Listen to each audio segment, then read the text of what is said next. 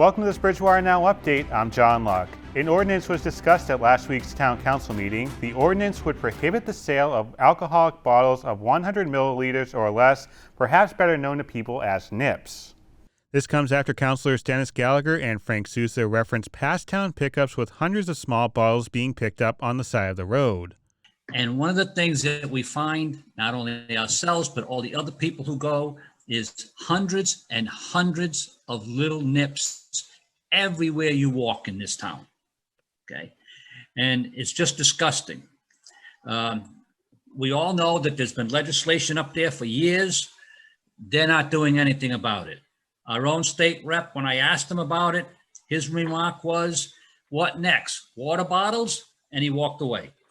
So we felt that maybe doing this, we would get the liquor store owners and distributors together to say to the legislature, get off your butt and pass one of those bills so we can sell this again. I don't blame the business owners. It's not their fault. But it is an issue in every community. And in Massachusetts, some communities have already taken dire measures to alleviate that problem. What would solve this problem tremendously if there were a deposit on the nip bottles. If the ordinance is passed, there would be a period of time to allow for the liquor stores to sell the inventory of nips and would remain in effect until a bottle bill passes that would add a 10-cent deposit on the nips. During citizens' comments, the disposal of the nips was brought up, with one liquor store owner bringing up the potential business that could be lost if this passes. These little bottles cannot be recycled. They fall through the sorters. The equipment that the trash people have just can't even do anything with them. So that is really not an option. We have to do this. This wonderful proposal that will help clean up our town and the planet, we have to work on it. We cannot keep trashing our planet. I mean, I can appreciate everybody wanting to ban the nips, but I would ask the town council to actually think about this, because if we ban them in Bridgewater and the surrounding towns continue to sell them, it's not going to alleviate the problem. The customers are just going to buy their nips in the other towns and toss them out the window when they get home, same places they're throwing them out the window now. The problem isn't the nips, it's the people drinking the nips and tossing them out the window. I honestly think if we stop selling nips or 100 milliliters in this town, they're just going to go to the pints and the half pints. Most of those are plastic, some of them are glass, so you're going to end up with a broken glass problem all over our streets and sidewalks. I don't think it's going to solve the problem. The ordinance is in subcommittee discussions right now, and we'll keep you posted if anything develops on that. Well, it was a very scary afternoon back on July 10th as a 5-year-old girl nearly drowned in a Bridgewater pool. The call came in around 5:30 that the girl was pulled from the pool and was unresponsive.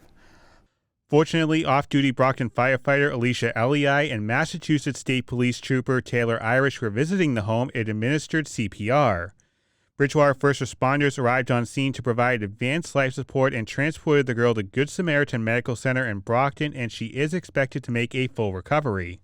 According to an initial investigation, the girl was underwater for nearly 2 minutes, and both chiefs here in Bridgewater credited the efforts of everybody involved.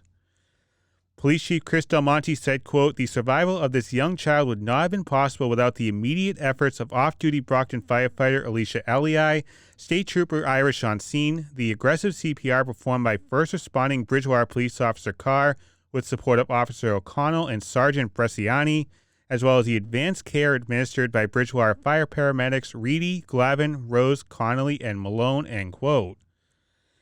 And from Bridgewater Fire Chief Michael McDermott, quote, "We were so relieved when we were told that the girl survived and is expected to make a full recovery. Any incident where a child is hurt is one of the worst types of incidents a first responder can be called to.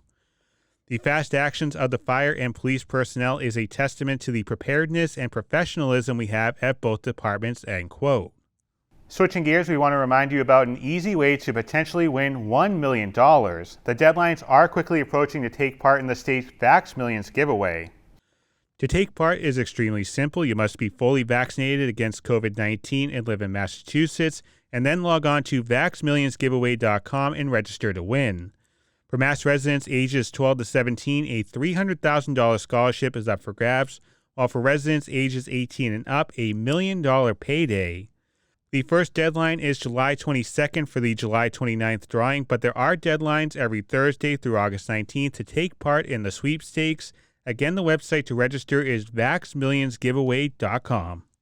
And $1 million can certainly buy a lot of rounds of mini golf, but for one weekend in August, 3 rounds is all you'll need to earn a trip to Myrtle Beach, South Carolina. Prisco's Market and Deli on Route 18 is holding the 2021 Massachusetts Mini Golf Open on Saturday, August 21st from 9 a.m. to 6 p.m. The cost to take part is $75, but it could be the start of quite the run for some lucky folks. I had a chance to talk to Steve Prisco about the tournament taking place on his mini golf course. We've been planning and hoping and planning for this for a few years. It goes back to us building the golf course to national specs. And we were awarded in April the Massachusetts State Championships for miniature golf, and we're really excited about it. Bring a lot of people in from all over.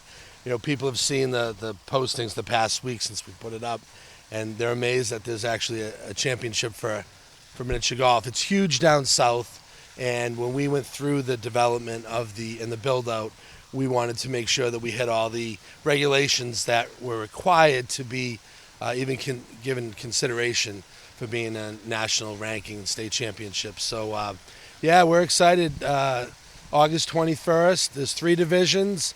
The neat thing about this is anybody can enter, you know, and so if you've ever had visions of being a state champion for anything, come on down. It's limited to 100 golfers.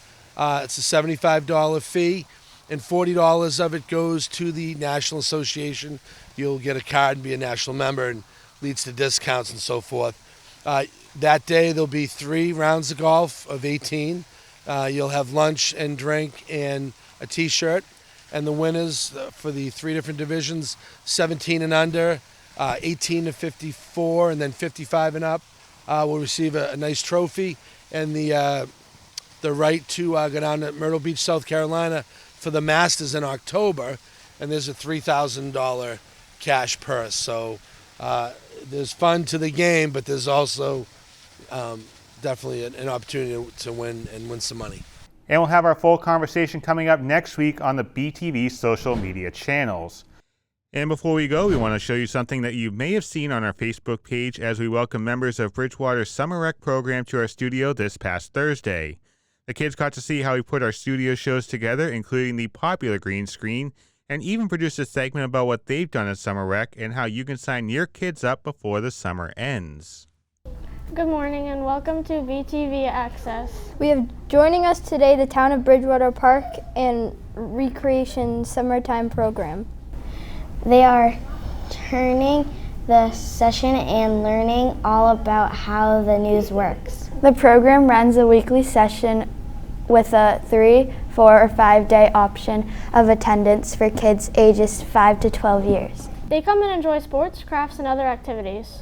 Come join the fun from 8:30 to 12:30 during the days you choose. Upcoming activities are tie-dye day, water days, police dog visit, baby animals, and much more. Registration is still ongoing. Call 774-210-0072 for more information. Thank you for watching this update. I'm John Luck.